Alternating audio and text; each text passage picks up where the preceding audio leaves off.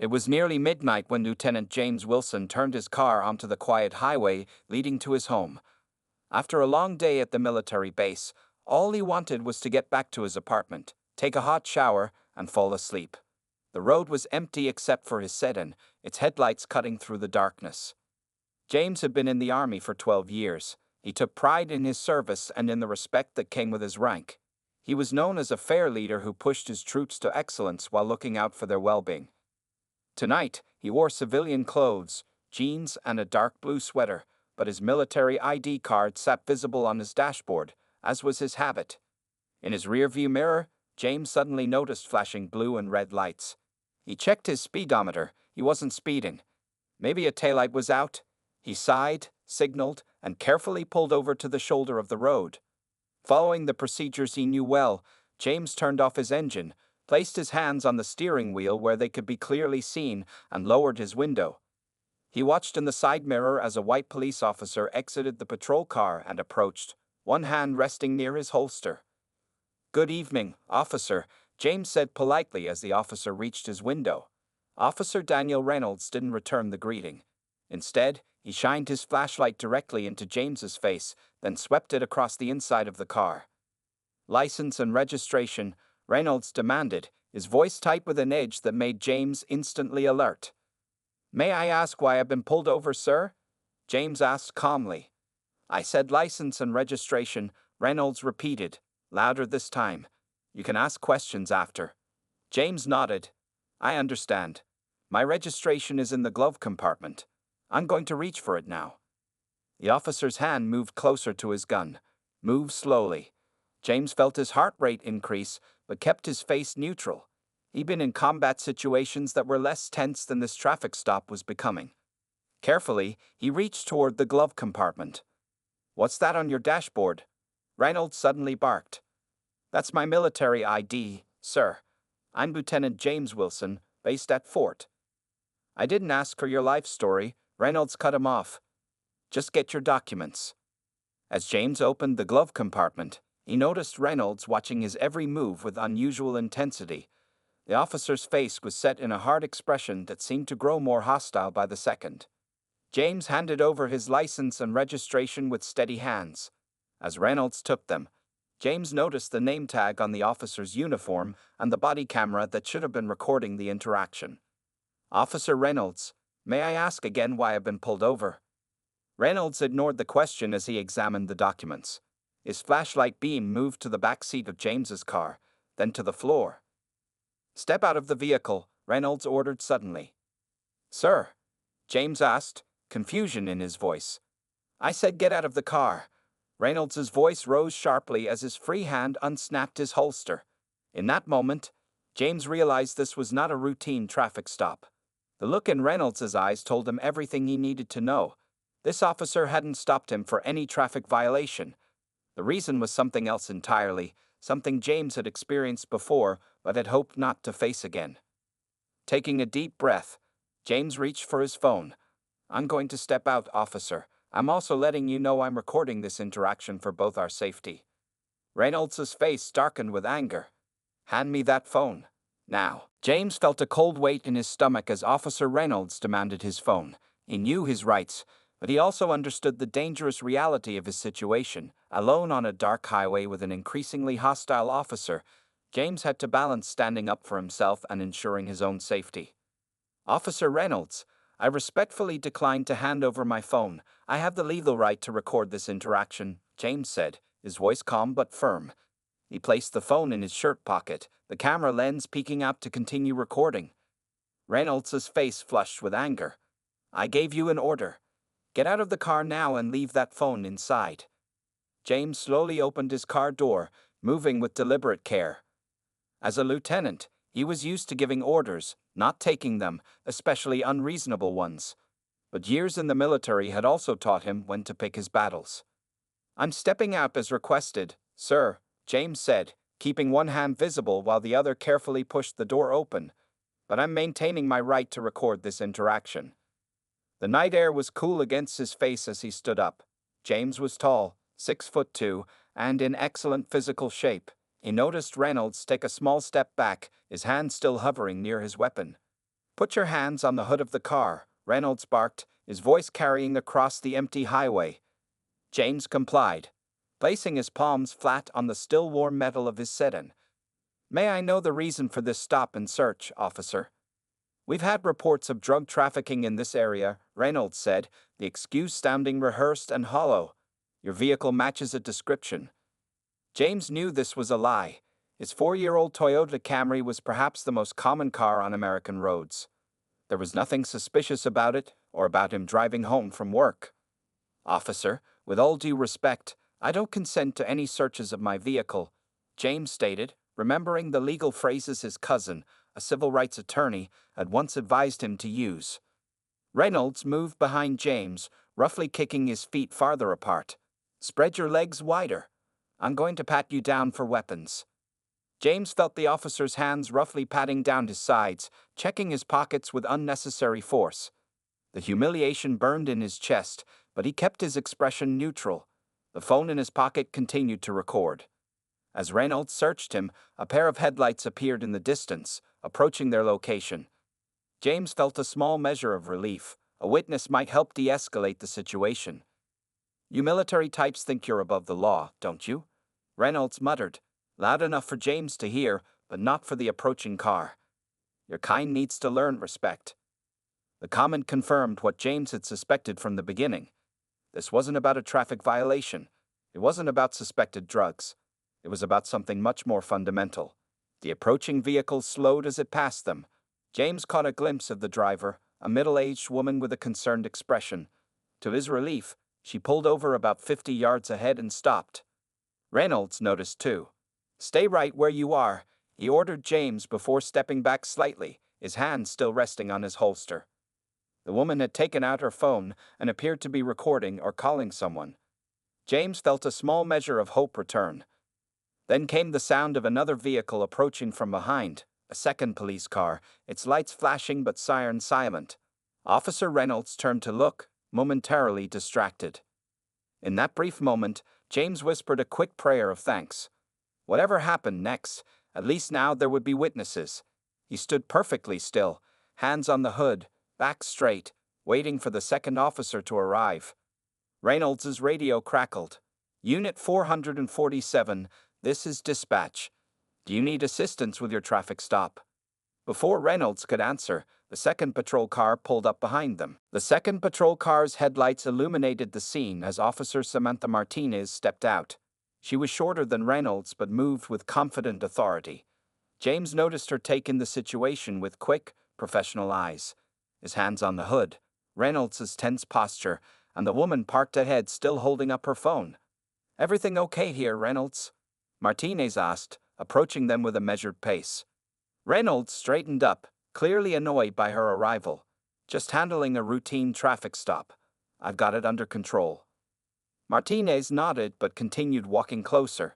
Dispatch said you didn't respond to their check-in. Protocol says I need to stop when that happens. James remained silent, not wanting to make the situation worse, but he felt grateful for the second officer's presence. The phone in his pocket continued recording, capturing every word. Sir, may I ask your name? Martinez addressed James directly, ignoring Reynolds' visible frustration. Lieutenant James Wilson, ma'am. I serve at Fort Bradley, he replied respectfully. Martinez's eyebrows lifted slightly at his rank. Lieutenant, what seems to be the issue tonight? Before James could answer, Reynolds cut in. I pulled him over for a broken taillight. Then noticed suspicious behavior. I'm conducting a search now. James carefully turned his head toward Martinez. Officer, I've requested multiple times to know why I was pulled over. I've not given consent to any search of my vehicle, and I've informed Officer Reynolds that I'm recording this interaction for safety purposes. Martinez glanced at Reynolds, then back at James. A broken taillight? Which one? The right one, Reynolds said quickly. Martinez walked to the back of James's car, inspecting both taillights. James couldn't see her, but he could hear her footsteps on the gravel shoulder. Both taillights are functioning properly, she called out as she returned. Reynolds, can I speak with you for a moment? Reynolds hesitated, then reluctantly followed Martinez a few steps away. They spoke in hushed tones, but James could still catch fragments of their conversation. No probable cause, Martinez was saying. Suspicious movements, Reynolds argued back. Body camera turned off. Martinez's voice grew firmer. While they talked, the woman who had pulled over ahead of them cautiously approached. She stayed on the other side of the road, keeping a safe distance. Is everything okay? She called out. I'm Sarah Chen. I'm a nurse at County General. I saw what was happening and wanted to make sure everyone is all right. Reynolds turned sharply. Ma'am, return to your vehicle immediately. This is police business. Martinez held up a hand to Reynolds. Thank you for your concern, ma'am. We're handling the situation. Are you recording this? Sarah nodded. Yes, I am. It seemed like something wasn't right. James remained in position, hands still on the hood, but he felt the dynamics shifting. With two witnesses, Officer Martinez and Sarah, the tension in Reynolds' posture was changing to something else, defensiveness. Martinez turned back to James. Lieutenant Wilson, do you have your military ID with you? Yes, officer. It's on my dashboard. May I see it, please? Reynolds stepped forward. That's not necessary. I'm conducting this stop. Officer Reynolds. Martinez cut him off, her voice suddenly hard. Your body camera is off. You've pulled over a military officer for a taillight violation that doesn't exist.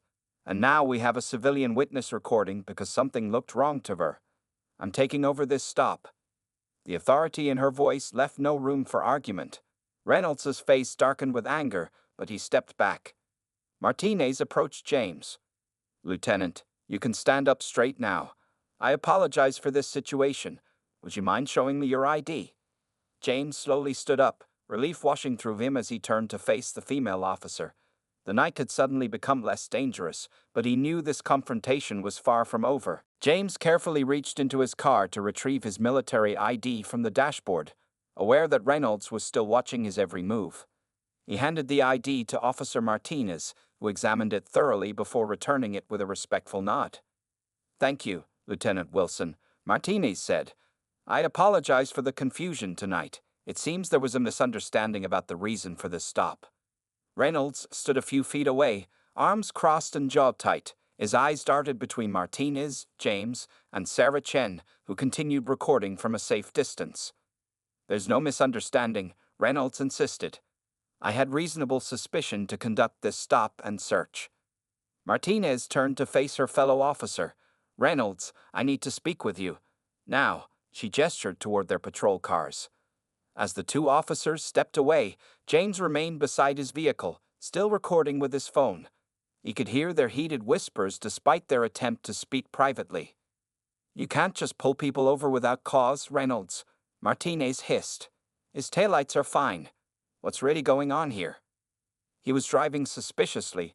Reynolds defended himself. Slow driving, like he was casing the area. He was driving under the speed limit on his way home from the base. Martinez countered.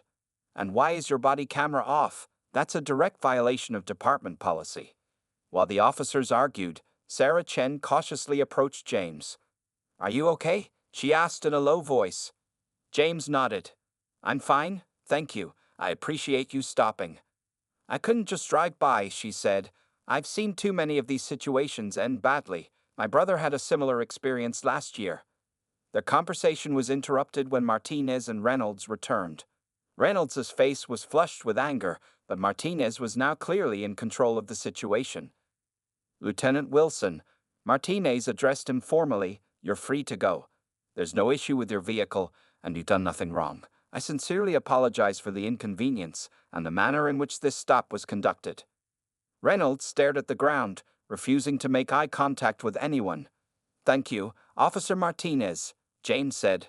May I ask for your badge numbers? I'd like to have them for my records. Martinez provided hers immediately. After a moment of tense silence, Reynolds reluctantly stated his as well. What happens now? James asked, looking directly at Martinez. I'll be filing a full report about this incident, she answered. Officer Reynolds will be returning to the station with me immediately to discuss departmental policies. James nodded, then turned to Sarah. Ms. Chen, would you be willing to share your recording with me? It might be important. Of course, Sarah replied. I'd be happy to email it to you. Reynolds suddenly stepped forward. That won't be necessary. The department has its own footage. From the camera you turned off? James asked pointedly, his voice calm but firm. Reynolds's face twisted with barely contained rage, but Martinez placed a hand on his arm. Lieutenant Wilson is right, Reynolds, she said. We should have all available evidence, including Ms. Chen's recording and Lieutenant Wilson's phone video. A tense silence fell over the group. The night air felt electric with unresolved conflict. In the distance, another car approached, slowed as it passed the scene, then continued on. Am I free to go now? James asked. Martinez nodded.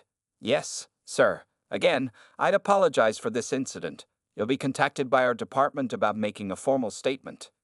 As James prepared to return to his car, Reynolds suddenly spoke up, his voice low and threatening. You think this is over? People like you always make everything about race. Maybe next time there won't be anyone around to save you.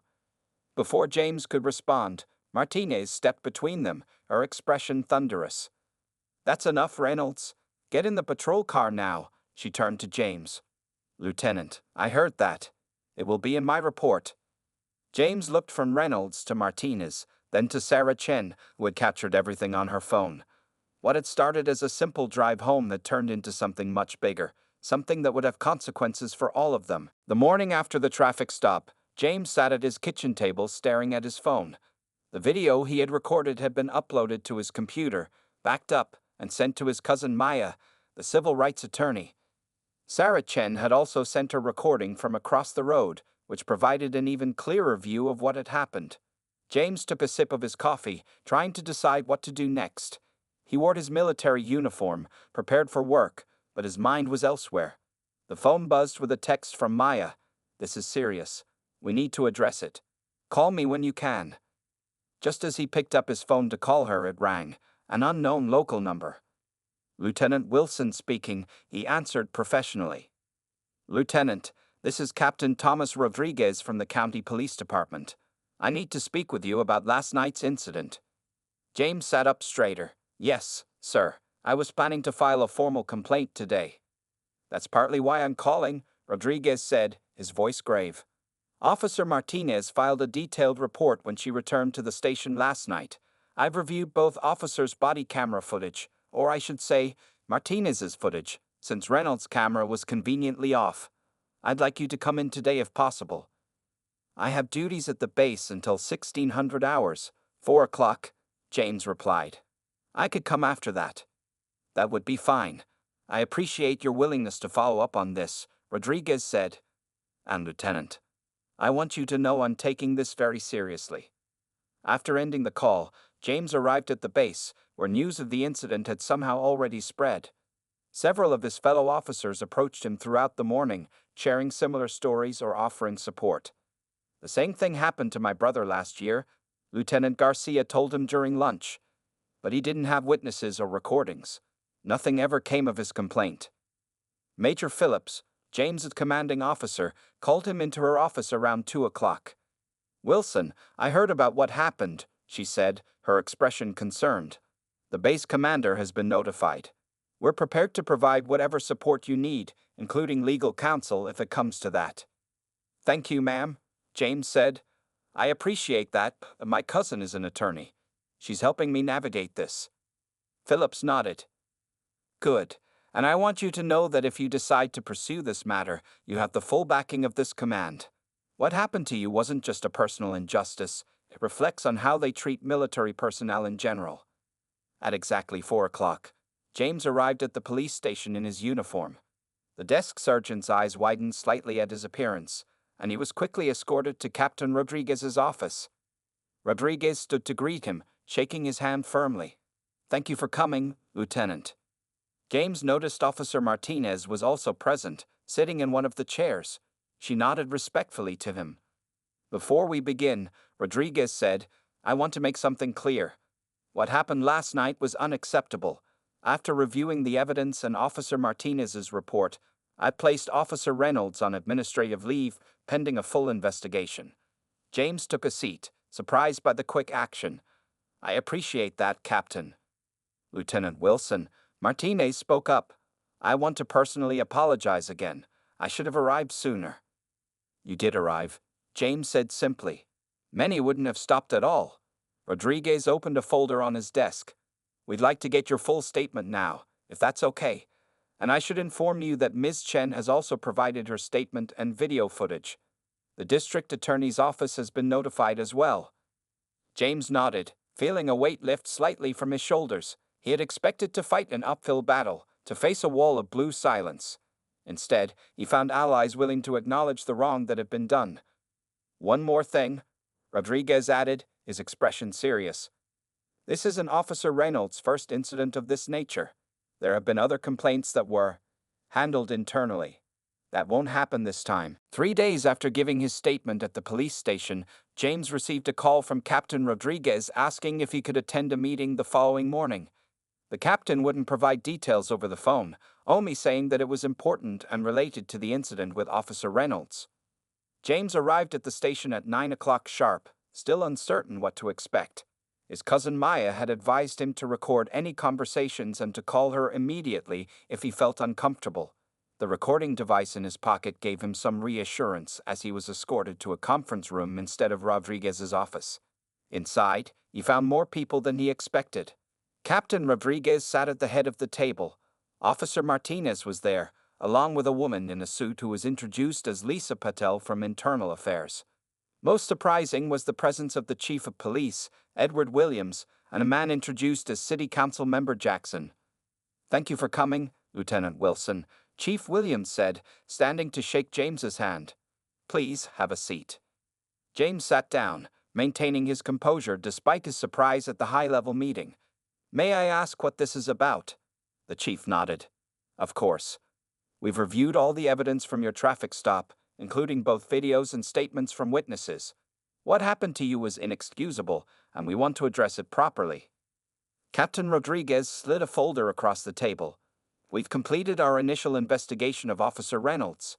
This isn't just about one bad night. We found a pattern of similar incidents over the past 3 years." James opened the folder to find reports of complaints filed against Reynolds. At least 8 different incidents involving Black and Latino drivers. Most had been dismissed for lack of evidence or settled quietly. "The department failed these people," Chief Williams said bluntly. "And we nearly failed you too. If Officer Martinez hadn't arrived when she did, if that nurse hadn't stopped to record, we might be having a very different conversation right now." Lisa Patel from Internal Affairs spoke next. "Officer Reynolds has been officially terminated as of yesterday. We're also reviewing all of his arrests and tickets from the past 3 years." James looked up from the documents, surprised by the swift action. "That's more than I expected, to be honest." City Council Member Jackson leaned forward. "Lieutenant, your case has exposed something we can no longer ignore. Our police department needs reform, and we need help from people like you to make it happen." "People like me?" James asked carefully. "Community members with leadership experience who have personally experienced these issues," Jackson clarified. "We're forming a civilian oversight committee with real authority to review police conduct. We'd like you to consider being part of it." James sat back in his chair, processing this unexpected turn of events. Martinez spoke up for the first time. "Your military background gives you credibility with both sides. Officers would respect you, and community members would trust you because of what you experienced." "This isn't about public relations," Chief Williams added quickly. "We need real change, and that starts with accountability. You have first-hand experience of what happens when that accountability is missing." James looked around the table at their expectant faces. "I appreciate the offer, but I need time to think about it. This is bigger than just my incident with Reynolds." Rodriguez nodded. "Of course, take all the time you need." "There's one more thing," Chief Williams said. "Reynolds has threatened to fight his termination. He's claiming you were aggressive and that he feared for his safety. Without those videos, he might have made that story stick." James felt a chill run through him at how easily the truth could have been twisted. "That's why we need people like you involved," Jackson concluded. "Too many of these incidents happen with no witnesses, no video, just one person's word against another's." As the meeting ended, James stood to leave with much to consider. What had started as a frightening traffic stop was now becoming something with the potential for real change, if he chose to participate. Officer Martinez walked him to the door. "Whatever you decide, Lieutenant, thank you for coming forward. Some officers might see this as an attack on police, but others like me see it as a chance to make things right." 2 weeks after the meeting at the police station, James sat in a crowded community center. The room buzzed with conversation as people filled every available seat. At the front, a long table held microphones for the panel speakers. Chief Williams, City Council Member Jackson, James himself, and surprisingly, Sarah Chen, the nurse who had stopped to record that night. James adjusted his tie nervously. When he had finally agreed to join the Civilian Oversight Committee, he hadn't expected to be thrust into the public spotlight so quickly.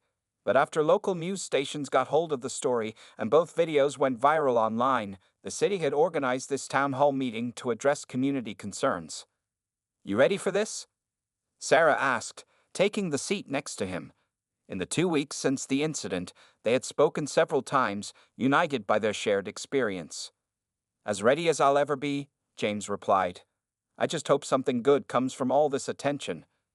The crowd quieted as Chief Williams approached the microphone. "Thank you all for coming tonight. We're here because our community deserves better than what they've received from some members of our police force. The incident involving Lieutenant Wilson has forced us to confront issues we've ignored for too long."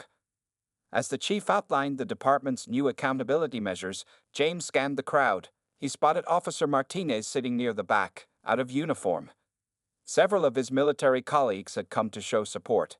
His cousin Maya sat in the front row, nodding as the chief spoke about reforms. When it was James's turn to speak, he approached the microphone with the same confident posture he used leading troops. "My name is Lieutenant James Wilson.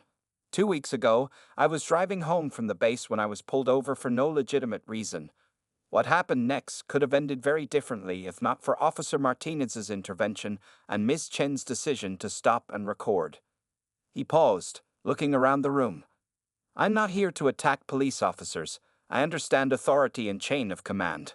I enforce rules every day in my military role. But what happened to me wasn't about enforcing laws. It was about abuse of power." The room was completely silent now, everyone focused on his words.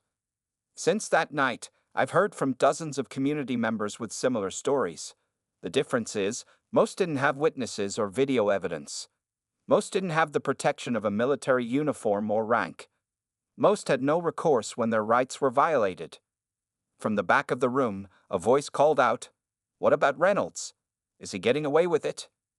City Council Member Jackson leaned toward his microphone. "Officer Reynolds has been terminated from the force. The district attorney is reviewing the case for possible criminal charges." Another voice shouted, "One officer fired won't fix a broken system." "You're right," James responded calmly. "That's why we're here. The Civilian Oversight Committee being formed will have real authority to investigate complaints and recommend disciplinary action. But we need more than just oversight." He outlined the proposed changes: mandatory body cameras that couldn't be turned off during stops, regular review of traffic stop data to identify patterns of bias, community-based training for officers, and a clear system for reporting violations. "This isn't about punishing police," James continued. "It's about protecting citizens and good officers alike. Officer Martinez did her job with integrity that night. She's the kind of officer we need more of." As the town hall continued, community members shared their own stories, some heartbreaking, others hopeful. James listened to each one, recognizing the responsibility he had taken on. Near the end of the meeting, a young officer stood up. "I respect what you're doing, Lieutenant Wilson. Many of us want to serve our communities properly. We aren't all like Reynolds." "I know that," James replied. "That's why this work matters. Good officers deserve a department that holds everyone to the highest standards." As the meeting concluded, people lined up to speak with James. Some shared their own experiences with police, others offered support for the reforms, and a few even thanked him for not giving up after what happened. "You've started something important," Sarah told him as they prepared to leave. "Something that might actually make a difference." 1 year had passed since that fateful night on the dark highway. James stood at the podium in the police academy's graduation hall, looking out at the faces of 30 new officers preparing to join the force. As guest speaker for their graduation ceremony, he felt the weight of responsibility in shaping their understanding of the job ahead. "When you put on that uniform tomorrow, James said, his voice carrying through the room. You'll carry more than just a badge and gun. You'll carry the trust of your community, a trust that's been broken too many times and that each of you must work to rebuild every day. In the front row, Chief Williams nodded in agreement. Beside him sat Officer Martinez, recently promoted to sergeant after her exemplary work in the Community Relations Division. Sarah Chen was there too, now the civilian chair of the Police Oversight Committee that James had helped establish. A year ago, I was pulled over by an officer who saw my skin color before he saw my humanity, James continued. What could have ended in tragedy instead became a catalyst for change in this department and this city. The past year had brought remarkable transformations. After the videos went viral, Reynolds had faced not only termination but also charges for civil rights violations. His case had prompted reviews of similar incidents across the state. The Civilian Oversight Committee had reviewed over 200 complaints, finding evidence of misconduct in 63 cases. 17 officers had been disciplined or retrained, and 5 had been terminated. More importantly, new policies were changing the culture of the department itself. Today, every officer in this city wears a body camera that cannot be deactivated during stops, James explained to the graduates. Every traffic stop is logged and reviewed for patterns. Community members ride along regularly to observe police work firsthand. These aren't punishments, they're protections for both you and the people you serve. From his position at the podium, James could see his commanding officer, Major Phillips, who had supported his effort from the beginning. Next to her sat his cousin Maya, whose legal expertise had been invaluable in drafting the new policies. The changes we've made aren't perfect, James acknowledged. We still have work to do, but complaints against officers have dropped by 40%. Community satisfaction with police has increased. And most importantly, both citizens and officers report feeling safer during interactions. James paused, looking directly at the graduating class. Officer Martinez could have driven past that night. Sarah Chen could have kept driving instead of stopping to record. I could have filed my complaint and moved on with my life. But real change happens when people choose to do the difficult thing instead of the easy thing. In the year since the incident, James had remained in the military but devoted his free time to police reform. He had spoken at conferences across the country, sharing the model the city had developed. Several other departments had adopted similar oversight committees. Tomorrow, each of you will make your first decisions as officers. Some of those decisions will be easy. Others will test everything you believe about justice and duty. When those moments come, I hope you'll remember that the greatest power you have isn't in your weapon or your authority. It's in your ability to see the humanity in every person you encounter. As James concluded his speech, the room erupted in applause. The graduating officers stood, their faces solemn with the responsibility they were about to undertake. After the ceremony, James was approached by a young graduate, a black woman who looked up at him with determined eyes. "Your story is why I joined the force, Lieutenant Wilson," she said. "I wanted to be part of the change from the inside." James smiled, recognizing in her the same commitment that had driven him through the past difficult year.